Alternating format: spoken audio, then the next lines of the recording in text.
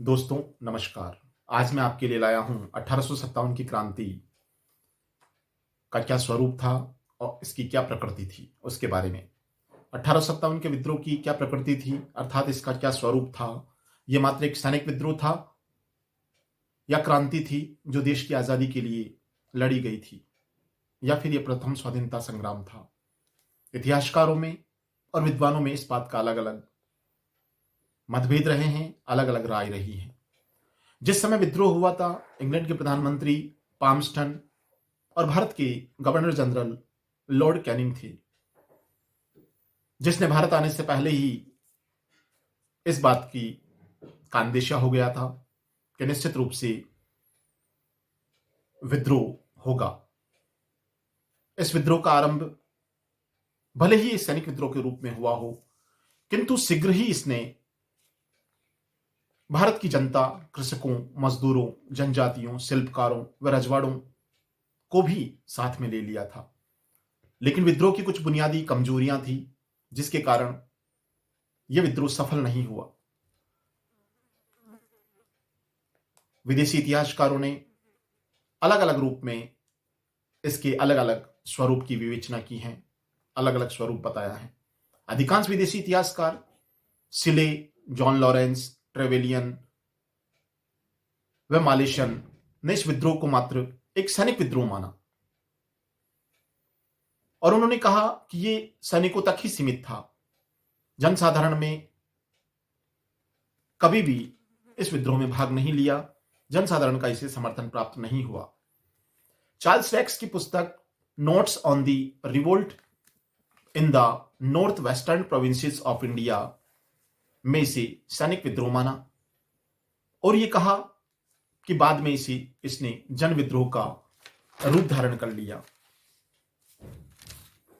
जन विद्रोह की बात का समर्थन समकालीन इतिहासकारों किशोरी चंद्र मित्र, मुंशी जीवनलाल, शंभू चंद्र मुखोपाध्याय, मोइनुद्दीन, दुर्गादास बंदोपाध्याय, हरीश चंद्र मुखर्जी और सर सैयद अहमद खां, जो कि उस समय बिजनौर के सदर अमीन थे, ने अपनी पुस्तक the causes of Indian revolt 1857 में इस विद्रोह को सैनिक विद्रोह माना।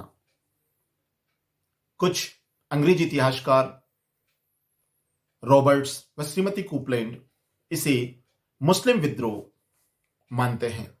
GB Malleson, Taylor, Sir James Outram ने बताया कि यह विद्रोह हिंदुओं और मुसलमानों दोनों की ने मिलकर अंग्रेजों के विरुद्ध एक षड्यंत्र रचा था। एलियार रीज ने भी कहा कि धर्मांध लोगों का ईसाइयों के विरुद्ध यह एक युद्ध था। सर जे केई ने भी इसे श्वेतों के विरुद्ध काले लोगों का संघर्ष बताया। टी.आर. होम्स ने इसे सभ्यता और बर्बरता के बीच संघर्ष बताया। अनुसंधान और शोध पत्रों से अब यह ज्ञात हो चुका है कि ये धारणाएं मनगढ़ंत थी और झूठी थी। कैम्ब्रिज के प्रसिद्ध इतिहासकार पर्सिवल स्पीयर ने बताया कि यह प्राचीन पुरातनवाद भारत का अंतिम प्रयास था। परंतु जॉन ब्रूस नॉर्टन ने अपनी पुस्तक टॉपिक्स फॉर इंडियन स्टेट्समैन, डफ, मोलेशन, केपी और चार्ल्स बर्ले ने इसे जन विद्रोह माना। इसका समर्थन ब्रिटेन के रूढ़िवादी नेता बेंजामिन डिज़रेली ने 27 जुलाई 1857 को हाउस ऑफ कॉमन्स में कहा कि यह एक राष्ट्रीय विद्रोह था, न कि सैनिक विद्रोह। भारतीय इतिहासकार अशोक मेहता ने भी अपनी पुस्तक द ग्रेट रिबेलियन 1857 में इस विद्रोह को राष्ट्रीय विद्रोह माना। वी डी सावरकर ने अपनी पुस्तक the Indian war of independence में इस विद्रोह को भारत का प्रथम स्वतंत्रता संग्राम कहा। पट्टाभी सीतारामैया ने भी प्रथम स्वतंत्रता संग्राम के रूप में इस विद्रोह का समर्थन किया।